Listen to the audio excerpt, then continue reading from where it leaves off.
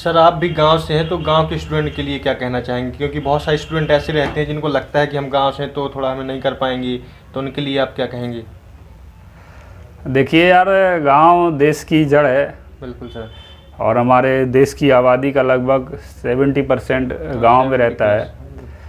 और मुझे नहीं लगता कि कोई ऐसा व्यक्ति हो जो 3 बार दिन में खाता हो, ना खाता हो, मतलब बिना खाए रह ले। तो वो जो अन्न है वो गांव से ही उगकर आता है। किसान गांव में रहते हैं। जवान भी अधिकतम, मुझे लगता है कि 70% जवान जो सीमा की में लड़ रहे हैं वो भी गांव से ही हैं। तो गांव वाले हो, आपको प्राउड करो। कभी ये मत सोचो कि आप गांव से हो। सुनो, मैं सुनाता हूँ कि आसमान में उड़ने वाले पंछी, आसमान में उड़ने वाले पंछी पीपल की छांव में रहते हैं। आसमान में उड़ने वाले पंछी पीपल की छांव में रहते हैं।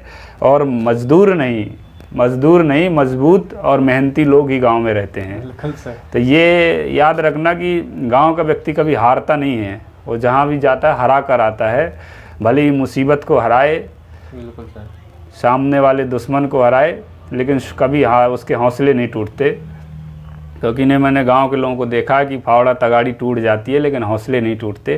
तो इतने मजबूत लोग होते हैं। तो कभी ये मत सोचे कि आप गांव से हो।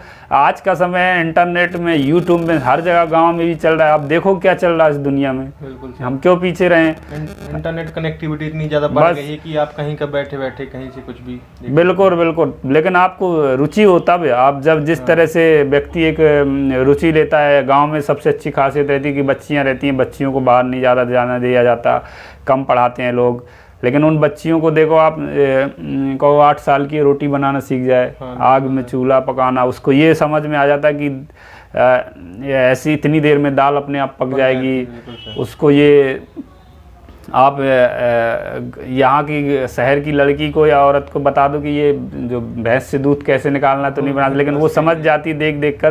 तो ऐसा नहीं है कि बुद्धि नहीं है या दिमाग नहीं चल रहा, सब कुछ चलता है। बस ये है उन जिस संस्कृति में पलते हैं, जो देखते हैं वो सीखते हैं। तो गांव के लोग कभी पीछे ना हो, गांव के लोग आगे बढ़ रहे हैं। अब्दुल कलाम जी भी एक गाँव से निकल कर देश के राष्ट्रपति बने थे, मिसाइल मैन बने थे। हम लोग भी गाँव से निकले हैं। आप भी गाँव के हैं तो बहुत बड़ी बात है। मैंने बोला मजबूत लोग गाँव में रहते हैं। तो आप भी निकलिए, पढ़िए, किताबें पढ़िए। किताबें भेदभाव नहीं करती कि ये गांव वाला पढ़ रहा है कि शहर वाला पढ़ रहा। पढ़ाई के लिए, सफलता के लिए मुझे नहीं लगता कि गांव या शहर की ज़रूरत है या शहर आने की ज़रूरत है। बेसिक सी चीज़ है, पर्याप्त प्रकाश की ज़रूरत है, जो आप पढ़ सको, और आपकी इच्छा शक्ति। 2 चीज़ें हैं आपके पास तो आप पढ़ लोगे, कोई दिक्कत नहीं है। और पढ़ाई पर विशेष रुचि दे, और भविष्य गाँव में ही पलता बढ़ता है। गांव के लोग हैं, निराश ना हो। गांव में से अच्छा कुछ नहीं है।